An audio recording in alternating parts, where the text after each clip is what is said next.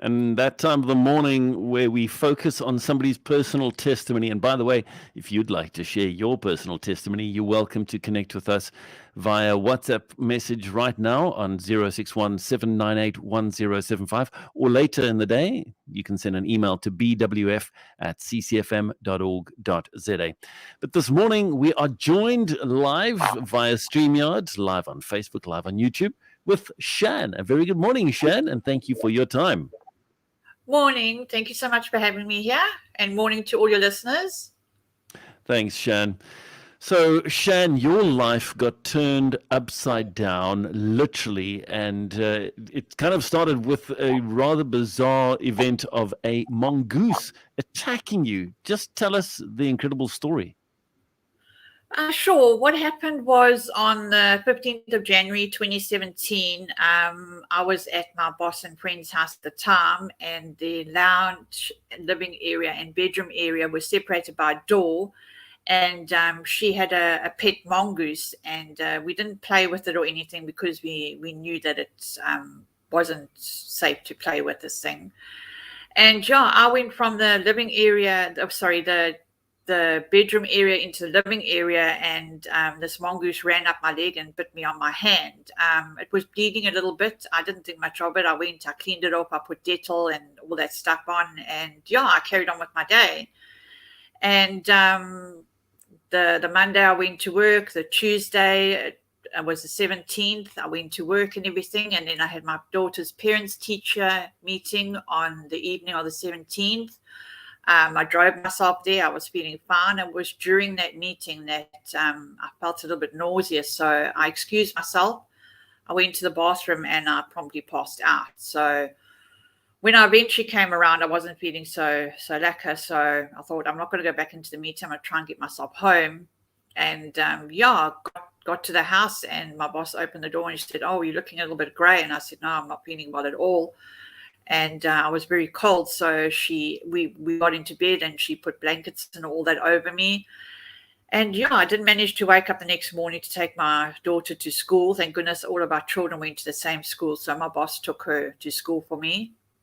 And that morning consisted of me getting up, throwing up, passing out, going back to bed, and yeah, until about 2:30 when I decided, let me try and get myself through to the kitchen to get something to drink. And that was when I collapsed and passed out again. And luckily, we worked from home, and a colleague found me, and that was when she called my boss, and my boss came. And when I came around, she said, "No, something's terribly wrong. We got to get you to the hospital, to casualty."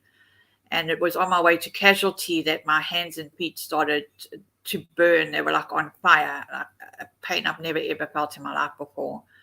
And when I got to casualty, I told the nurse, we got onto a stretcher and that, and I said to her, "My hands and feet are on fire. They're extremely painful." And she felt them. She said, "No, they're ice cold." And that was the last that I remember. I went into a coma. My organs started shutting down. My family was called in saying that they didn't think there was much hope for me. And while I was in the coma, my hands died, my feet died, my nose, my lips. And I was eventually, they obviously did extensive blood tests to find out exactly what had happened to me. My husband then told them that I had been bitten by a mongoose 2 days before I became extremely ill.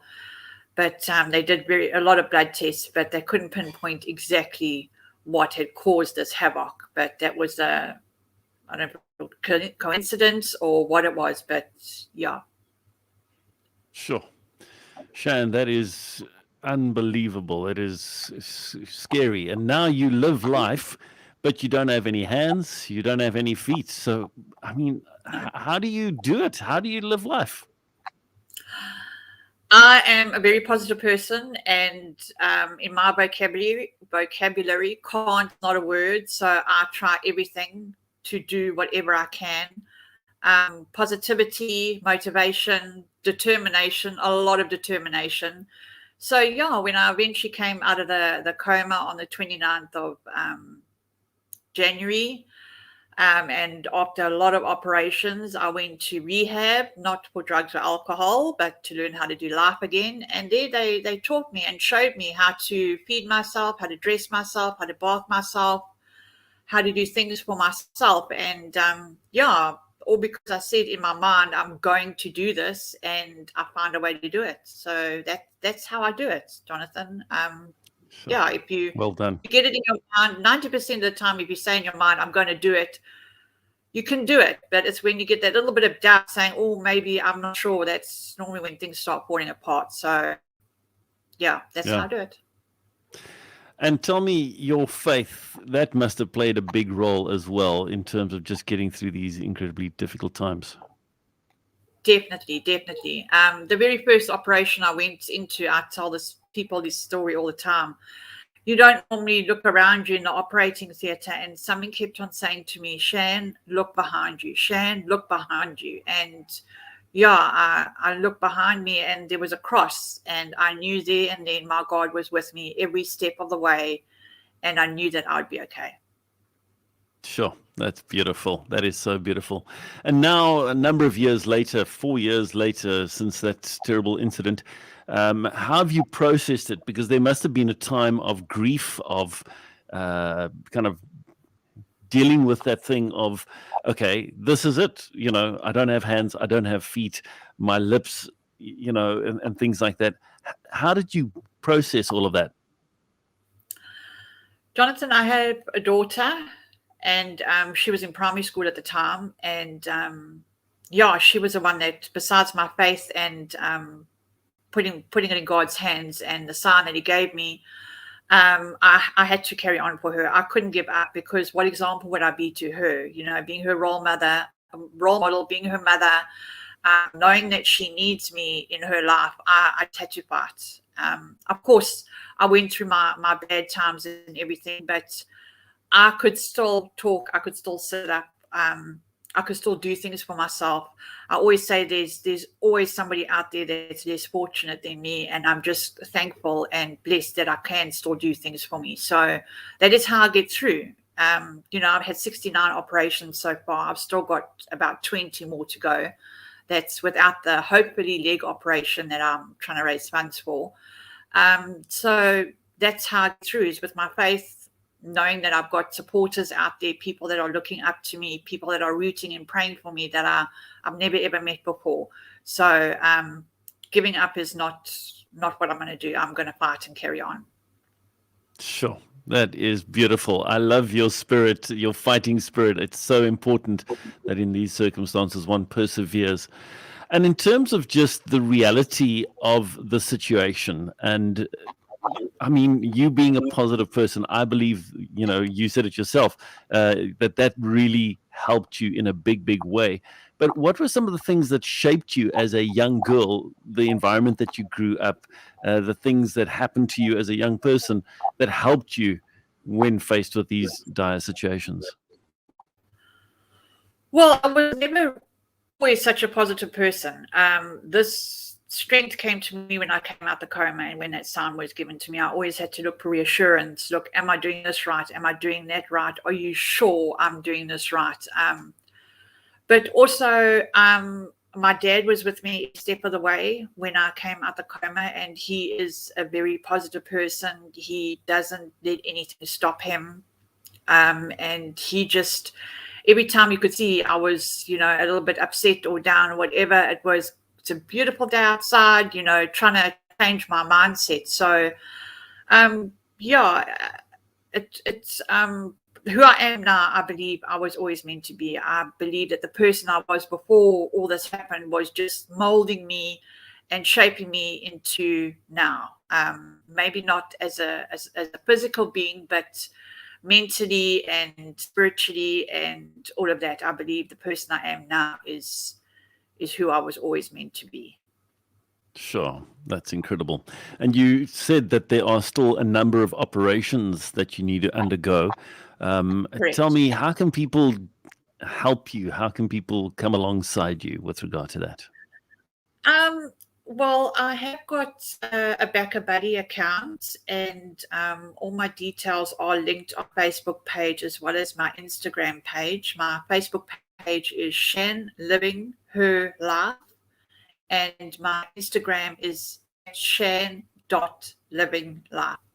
So, unfortunately, because of all the operations and the backwards and forwards to hospital and recovery, I'm not able to work at the moment. So, I rely fully on fundraising to my day-to-day to help me with my extra medical expenses, because we all know medical aid covers a lot of stuff, but there's always the one or two things that they don't cover. So fundraising and with the help of the very kind people around the world that have donated money to me, that gets me through. And then also the one operation that I need to have done, I did used to have prosthetic legs when I came out of rehab, and that, and unfortunately with everything I'd gone through, my legs became extremely allergic to the liners, and I got rashes after rashes, and went to different prosthetic guys. And yeah, I was flown to Cape Town in January 2019 to go to a presentation on a procedure called osseointegration, which is done a lot overseas with the war veterans and stuff like that. But unfortunately, it hasn't been done in South Africa through medical aid before. So I went to the presentation, and I was assessed, and I was told that I am candidate for this procedure, but unfortunately, I'll have to try and get medical aid to cover it, because obviously it hasn't been done before. So then it was the start of motivating to medical aid, giving all the statistics and all that of how this has helped people, especially in Australia and Sweden. And after a year backwards and forwards, last year medical aid came back to me and said, unfortunately, they don't know what the success rate is, and they cannot authorize this procedure. So if I ever want to walk again, I would need to raise the funds myself. Sure. That is hectic. That is seriously hectic, Shan. Yeah. Well, lastly, before I let you go, just wanted to ask, for those people who are struggling, those people who are having a rough time and they're not in your shoes, but feeling that depression or just feeling in a dark space, what word of encouragement would you have for them? I would say that what you're going through, it could just be for today. Tomorrow is a brand new day with brand new opportunities, and you don't know what tomorrow holds for you. And if you're going to take today's problems over till tomorrow, then so be that on you. But if you're going to wake up in the morning and try and put positive thoughts into your mind and think today's a new day, I'm going to tackle it head on and I'm going to get through it, then amazing things can happen. I know that it doesn't apply with every situation, but like they say, there is light at the end of the tunnel, and you just have to look at the end of the tunnel to see the light and not have your head down and try and figure it out that way. Sure. Beautiful. Shan, thank you so much for your time. Thank you for chatting to us this morning. And we wish you all the best for you and your family, your loved ones. And may God richly bless you. Thank you so much. And thank you to all the listeners for listening. Have a blessed day. Thank you. You too. Bye.